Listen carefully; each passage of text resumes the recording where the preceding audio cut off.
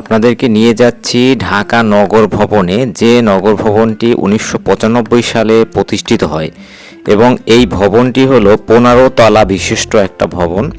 তো বিষয়টা হলো এটা কিন্তু বাংলাদেশের মধ্যে একটা মানে যদি ওইরকম টেকসই বিল্ডিং বলে থাকেন তার মধ্যে একটা সুপার লেভেলের একটা বিল্ডিং, এবং এটার ডিজাইন, এটার নকশা অন্যরকম, একদমই ডেডিকেটেডভাবে তৈরি করা হয়েছে।